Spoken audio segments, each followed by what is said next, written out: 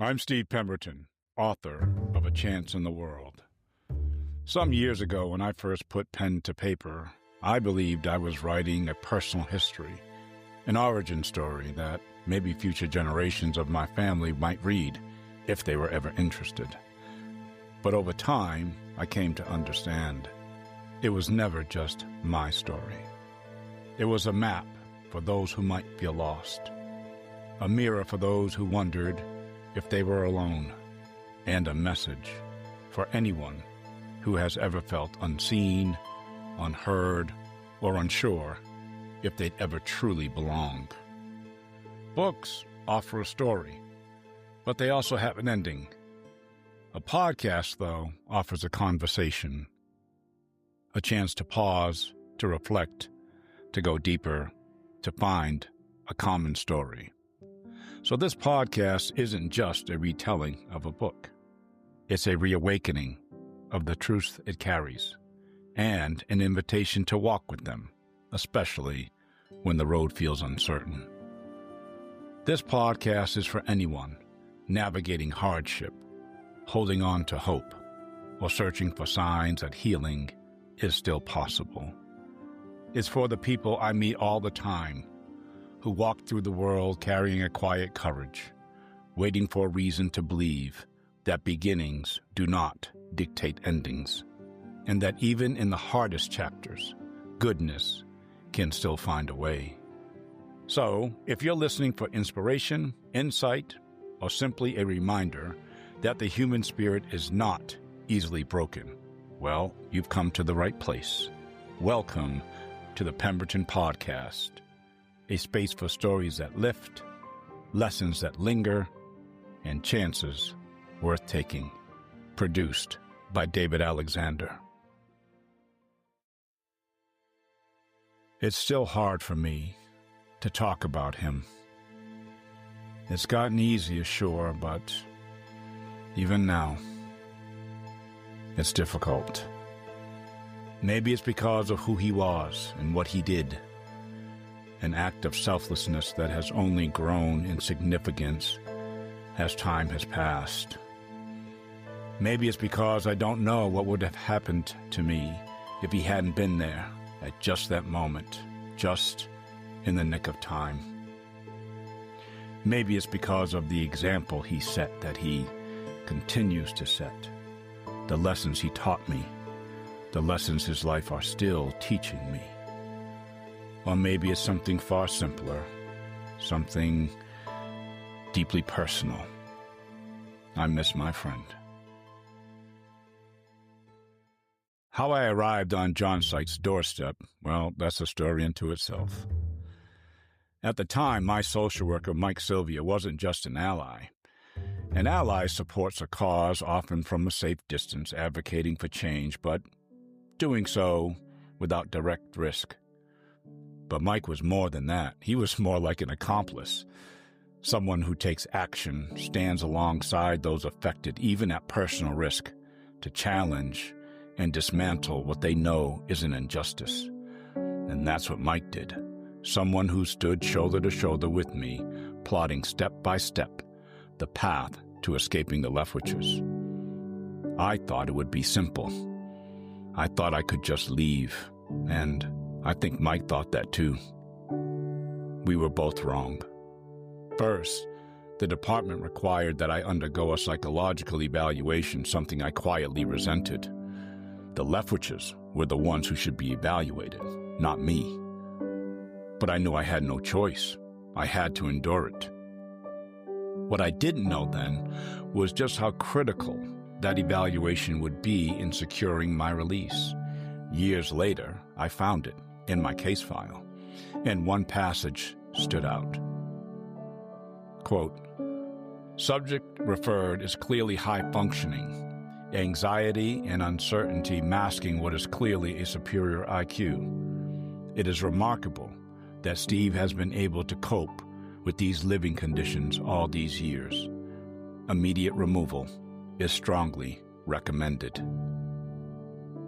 That evaluation from a psychologist was the key, and armed with it, Mike pushed his bosses hard for my release. A date was set, December 30th, and I thought of it as my freedom date. But as it turned out, my escape from Arnold Street came even earlier than planned, and it was because I made a big mistake. Mike and I often had our telephone conversations while I was at school, away from the Leftwiches. I wasn't allowed to use their phone, so my lunch hours became our strategy sessions. But then, winter break arrived, so there was no more school, no more safe calls. And the last I knew, December 30th was the day I was going to be freed from the house on Arnold Street.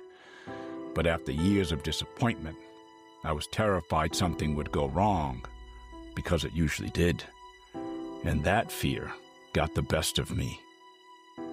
3 days after Christmas, when Clarence was out of the house, and when I thought the Leftwiches weren't paying attention, I picked up the phone and dialed Mike's office.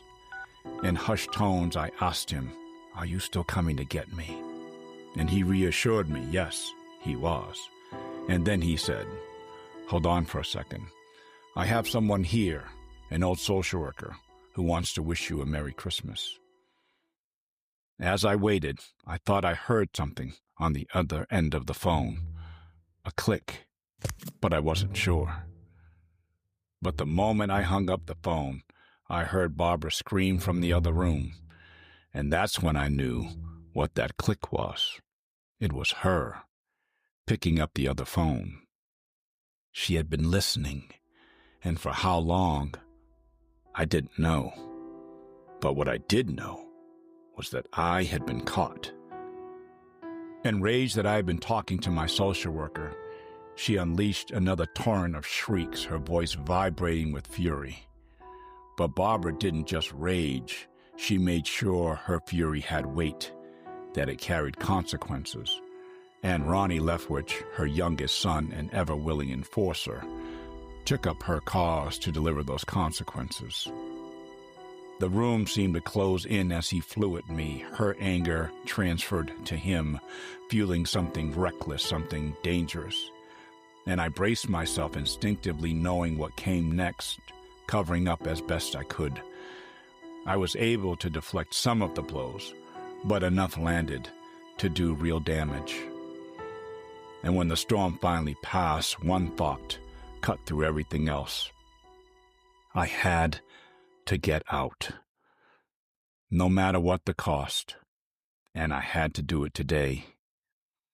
And I don't mind telling you, I was angry, like real angry, because I had done everything Mike and the department had asked me to do, because I was tired of all the forms and the processes that I had to go through, because the Leftwiches just wouldn't let me go, because by God, I just wanted to be free, to be a normal kid.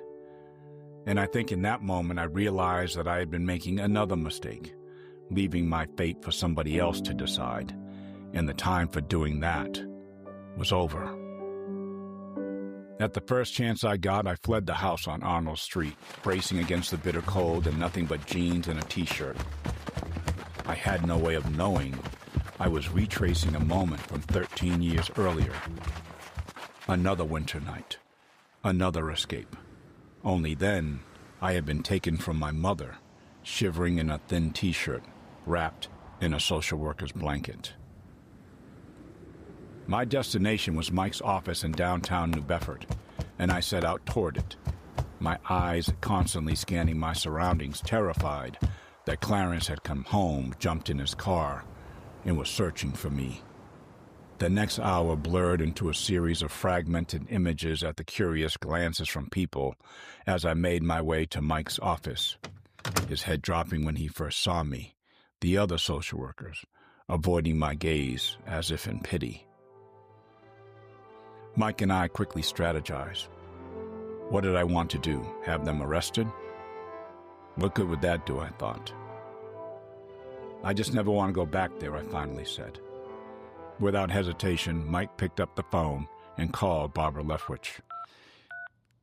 And as she so often did, she immediately tried to spin her version of events. But this time, Mike cut her off. "You can't justify what I'm looking at right now," he said tersely.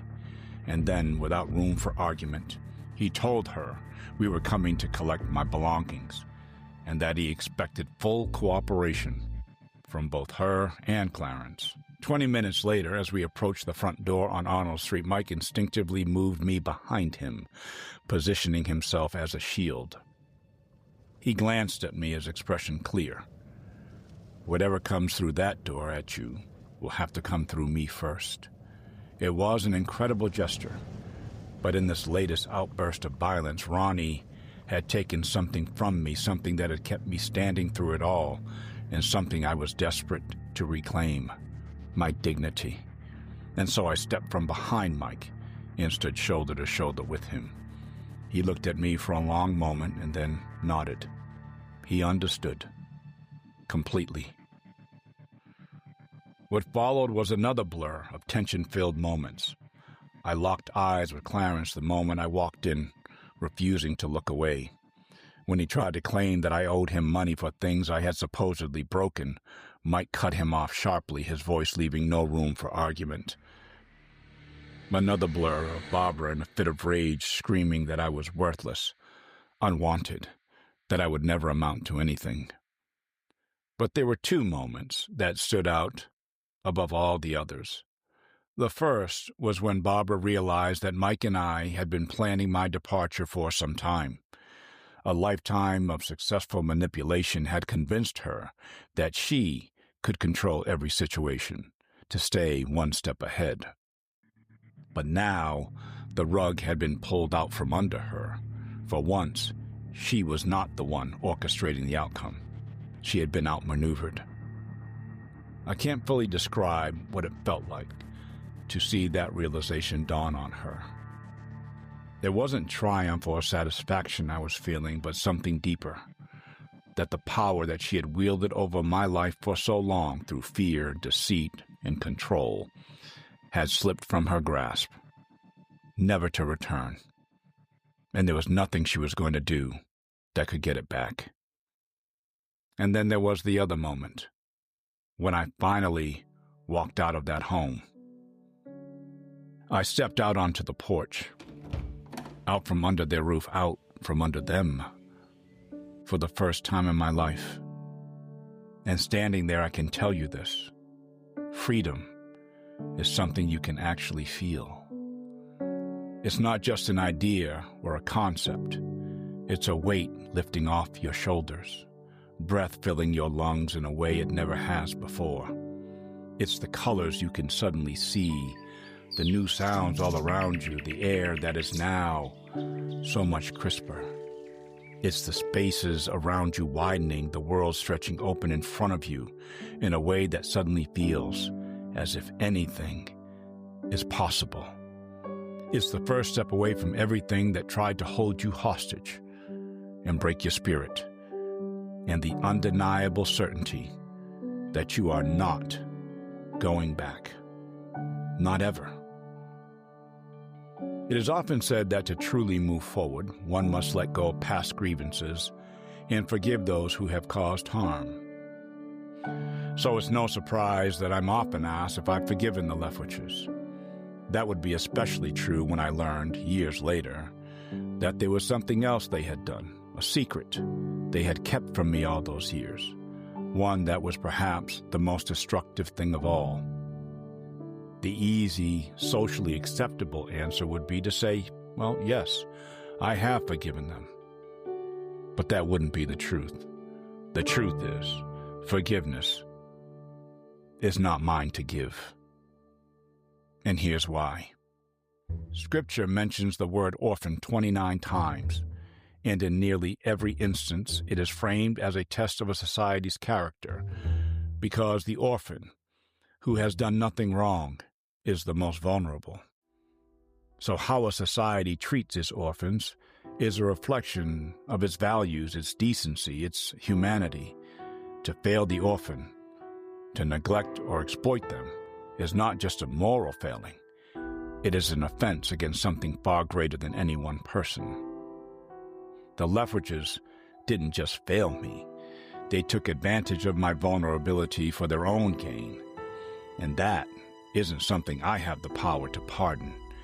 If forgiveness is what they seek, That is between them and a much higher authority. Still, I had a different kind of responsibility, and that was to heal, to move forward, to find a new beginning, to find my chance in the world. And in a way, that is what I was trying to do in taking the risks to escape the Lefwitchers. But when we returned to Mike's office, I encountered another problem, one that I hadn't given a lot of thought to. Where was I going to go? Well, Mike and the agency didn't quite know either. For the next several hours, I watched intently as Mike called family after family trying to get someone to take me, if only for the evening. But he was continually told no. What I didn't know was that I was the most difficult kind of child to place at any time of the year, let alone in the middle of the holidays. A teenager, male, and involved in an emergency removal. The joy and relief of finally having escaped Arnold Street was now yielding to exhaustion and frustration. I rested my head on the front of Mike's desk. There are things that happen in our early years that time softens, their edges worn down by everything that comes after. They fade, replaced by other memories and other milestones. Not this, though. That experience of having nowhere to go, of feeling so alone in the world, the rawness of it, the emotion of it, is still with me. I can still see with each rejection Mike's growing desperation. I can still hear the holiday music playing in the background, its cheerfulness at odds with the reality before me. I remember the gradual emptying of the office, his colleagues slipping away one by one to return to their families until it was just the two of us. Daylight had become dusk, and now dusk had become dark, and with it came the overwhelming sense of isolation, the crushing realization that I belonged to nothing and to no one. But something else from that afternoon has stayed with me too. What that moment ignited in me has never dimmed. Never again, that's what I was thinking, more than anything else. Never again would I allow my fate to rest in the hands of anyone else. Never again would my future be determined by a series of desperate phone calls, by the hope that someone somewhere would give me a chance. I remember pleading, not with Mike and not with the system, but with God. God, tell me what I have to do to make sure that I am never in this situation again. God, just show me the way and give me the strength to get there. In that moment, I didn't have answers, but I did have resolve, and sometimes resolve is just enough for a miracle to find you. Now at the end of his list, Mike turned to ask me if I knew anyone I could stay with, but no one came to mind, at least not immediately. I just didn't have the kind of relationships that most teenagers would have.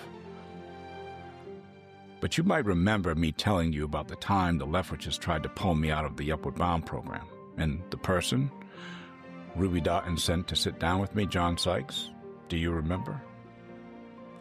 I walked into that conversation with a knot of anxiety in my stomach. I didn't know what it was about at first, but the moment Mr. Sykes opened with, "I understand you're having some problems at home," I knew I was in some difficulty. And I was. Barbara Lefwitch was trying to pull me out of the Upward Bound program.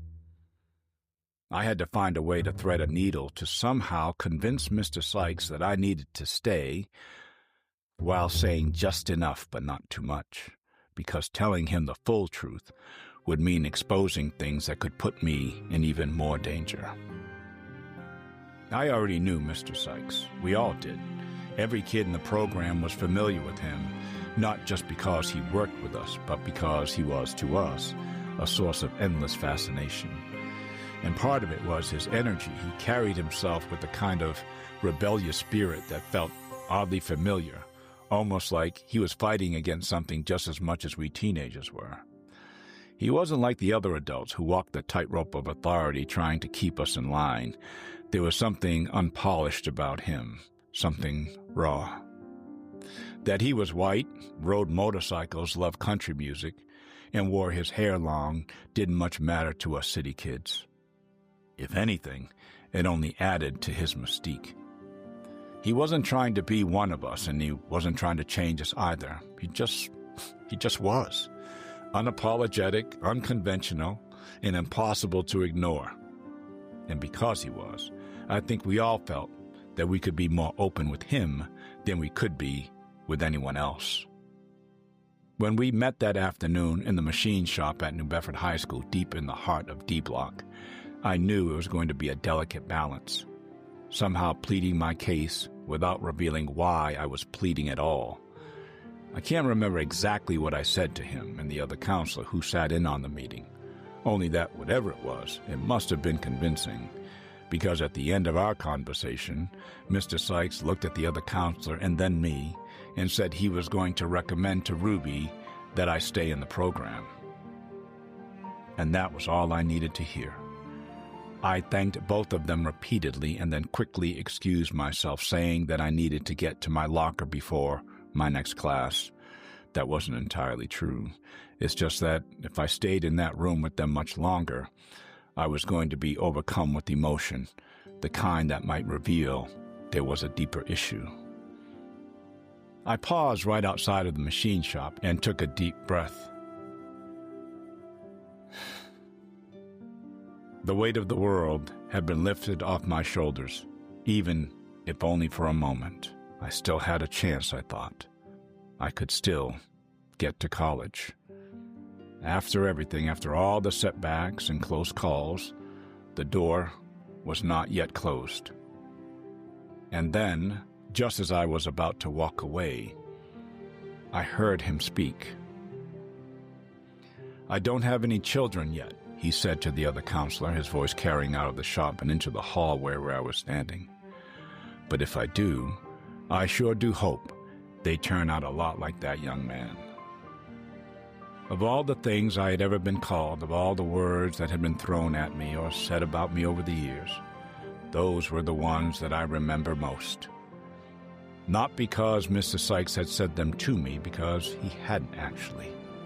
He said that about me, and didn't do so because he was trying to make me feel better or offering some false hope.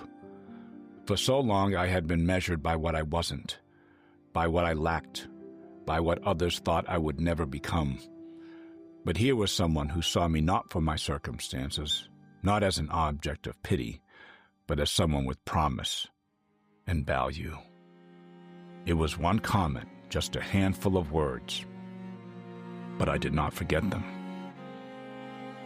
Fast forward several months later, and Mike Sylvia has just asked me if I know anyone who can provide me a place to stay. And the only person I could think of was Mr. Sykes, and that comment he made, the one he didn't know I'd overheard. And as for what happened next, I will let John Sykes himself tell you. I got a call. It was Mike Sylvia, and he had mentioned that one of our kids had to have an emergency removal from a home, and if we had any idea that he was having trouble placing this person, and that it would only be a temporary stay because it was Christmas recess, couldn't get hold of anybody. And did we know of anybody? And they said, this is Steve Klakowitz, and he has mentioned you. And then he said, do you think you could take him for a couple of weeks? And I said, yeah, right away. Mike drove to Southeastern Massachusetts University, now called UMass Dartmouth, where we were to meet John in the parking lot. I had no idea what to expect. I had just spent the past few hours severing whatever ties remained to the only home I had known. And now I was stepping into something entirely different. John came sauntering down the walkway, his stride easy, like this was just another ordinary night. He shook hands with Mike, then turned to me and did the same. No fanfare, no long speech, just a solid handshake, like we had known each other for years. Everything I owned was crammed into a green garbage bag, which I pulled from the bed of Mike's pickup and tossed into the trunk of John's weathered green Volvo. And that was it. That was my entire life, reduced to something you drag to the curb on trash day. I stood off to the side, rubbing my hands together against the cold, catching pieces of Mike and John's conversation. Been through a lot today. Thank you for doing this. We'll catch up after New Year's. And then, just like that, the conversation ended, and Mike drove off. I slid into the passenger seat of John's car, unsure of what to say, unsure of what any of this meant. And yet, for all the uncertainty, there was something steady in the way John carried himself, something that made me feel, if not safe, then at least like I didn't have to keep running. At the time, I had no real appreciation for what John's life had looked like that day, the moment he got the call from Mike. But John can tell you. In that cottage I had, no family, single, a loose pulley. One of the bedrooms in there, which became your bedroom, I had made into a bar room. It had a bar in there. Remember that? Yeah, I remember. With a telephone spool table. I was ready to go. Remember, I had New Year's off. I'm ready. I'm ready to go, man. I'll be young, rich, and good looking. Well, maybe not all of those. I hadn't really sat down to imagine what was going through his mind in those first few hours. John privately had questions about this new responsibility he had just accepted.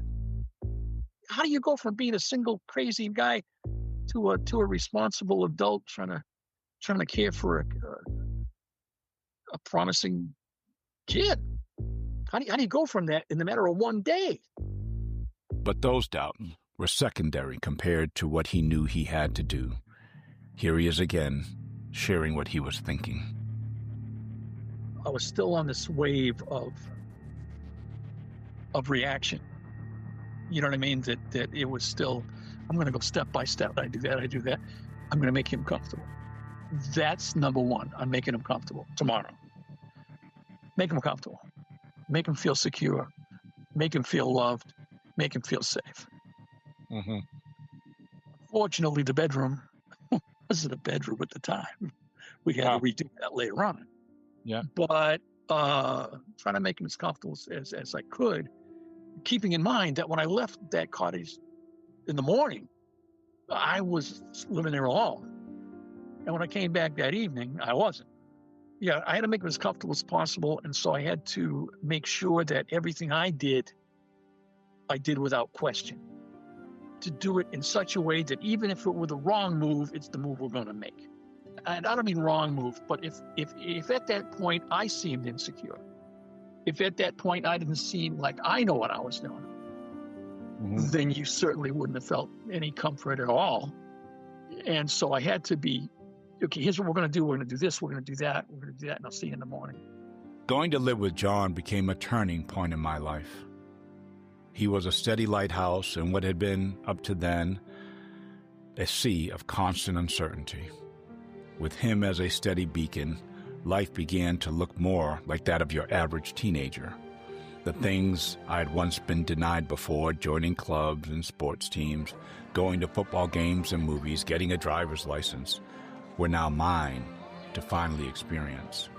And there was no better place to be than New Bedford High School, surrounded by my classmates, and I cherished every minute of it. We debated whether Dr. J or Larry Bird were the greatest basketball players ever, blasted Take On Me and Every Breath You Take from our tape decks, and dreamed about driving a DeLorean back to the future. Friday nights were for the A-Team and Miami Vice, and weekends felt endless, filled with pickup games, arcade battles at the mall, and inside jokes that still make me smile. To this day, I can say without hesitation that some of the best people I've ever met were the ones I shared those hallways with. Those friendships told me that innocence isn't something you lose forever. The right people can help you find it again. And there was no one who helped me find it more than John. John didn't operate as a parent, at least not in the traditional sense. He was more like a whisperer, standing behind you, telling you what he saw or thought, but making it clear it was your decision to make, and that he was going to love you no matter what you chose. He challenged conventional thinking and encouraged me to do the same, but he also grounded me a couple of times when I went too far. And oh, was he mischievous. Never was that more on display than when he encouraged me to apply for a scholarship. I was almost certainly not going to win. Daughters of the American Revolution, it was called. Initially, I thought he was joking, but after a while, I realized, well, no, he's serious. After some protests, I finally agreed, but only because I knew my inevitable rejection was going to prove my point. And when the small envelope of denial did arrive, I couldn't wait to show him. He read it out aloud more for effect than anything else, and then looks right at me and says, "They got it wrong. You're going to have to write them back." And again, I can see that he is serious. "What am I supposed to say?" I retorted. "Because that letter," I pointed to the one he was still holding, "is pretty clear." He shrugs his shoulders. "I don't know. Ask them if they're sure." And so I did that. Hard to imagine that I wrote back Daughters of the American Revolution asking them about their criteria, but it is what I did. And most amazingly, they wrote me back. I really do wish I had kept their reply. I don't remember exactly what it said, but it was something along the lines of, "Not only are we sure, but we're damn sure, and you need to stop writing us." And yet, for all of his banter and mischievousness, John thought a great deal about his own life, in the direction it was going, and what he was meant to do. Beneath the humor and easygoing nature was an intensely thoughtful man who wrestled with questions bigger than himself, questions about purpose, movement, and what it means to truly live. My fear, which could play out, was that I was going to become staid and domestic and rubber stamp and no point to my existence. Just mirroring the social line. Do what I'm supposed to do, dress the way I'm supposed to dress, speak the way I'm supposed to speak. I wanted more excitement. I wanted more surprise. I wanted to turn my head and see someone I haven't met before. I wanted to see Route 66. I wanted to see I wanted to see. John loved movement and unpredictability. He didn't want the road ahead to look exactly like the one behind him. He wasn't even sure what that road would look like, only that he would recognize it when he saw it. And then one day, his phone rang. I realize now that John believed that every twist and turn of his life led to this moment, and that he had been summoned to intervene in a young boy's life. I think back on it. How the heck could you do that so fast? Well, how was the decision made for you? That decision was made for me. I don't recall making that decision. I got to give a lot of credit to Mom and Dad. Mm-hmm. You can't not give credit to that. And I got to give credit to my faith in the higher power, and to a higher power. I can't get rid of that. Mm-hmm. And I can't get rid of the fact that certain people were put in my life. And I'm still doing it to help me along, because it's been good. It's been very good. Though life was often good, it wasn't always easy for John. He faced his own struggles. He never found that great romantic love that he longed for, and I think he often wrestled with whether he was meant to do more. Most notably, he had a battle with alcoholism, a fight that he took on with the same determination and honesty that defined everything he did. He counted sobriety among his life achievements, but took more joy in helping others achieve it as well. By now you know that I lost John. It was a few years ago, but time is no way to measure a loss like his. Boy, do I miss him. His laugh, his wisdom, his his restless energy the times that we would recount, the unlikely set of circumstances that brought us together. I miss knowing that he was out in the world still looking for adventure, all the while living by the lighthouse principle that guided him, that when someone is in need, especially someone vulnerable, you step forward. They do the right thing, not because it's easy or convenient, but because it's necessary. Some comfort comes from knowing that my children knew him and loved him and called him Grandpa John, and that he embraced that role with the same sense of adventure that he embraced everything else. I find more comfort in knowing that I get to talk about him, to share his life with you, because doing so keeps his name alive, to hold up his life as an example of how a single act of kindness can change the trajectory of a life. I imagine him now riding down a country road on his Harley, his hair blowing in the wind, that ever mischievous twinkle in his eye, and a bit of wisdom, too. The sun is low in the sky, casting long golden streaks across the open fields. The engine hums beneath him, steady and sure, the rhythm of the road, unfolding just as it should. I can see him pulling off for a while, stopping by to visit the friends he loved and who loved him. They're gathered on the front porch, rocking in chairs, laughing, swapping old stories, the kind that get better with time. He leans against the railing, grinning, knowing just how precious these moments really are. And then, just as easily, I see him slipping back onto his bike, the familiar weight of it beneath him. He has a grin on his face, that knowing, slightly rebellious smile of his, like he's in on a joke the rest of us haven't quite figured out yet. The road calls him forward, and maybe there's a country song playing in his head, bringing him back to another time and place, slowing him down just enough to appreciate it all. I picture him glancing at the horizon, seeing all the roads he never took, all the places he never quite got to. But there's no regret there, no lingering sadness for what might have been, because he knows, he has to know, that the greatest adventure he ever had wasn't on some distant highway or in a place marked on a map. It wasn't a choice, a simple, instinctual, faith-driven choice that changed both of our lives forever.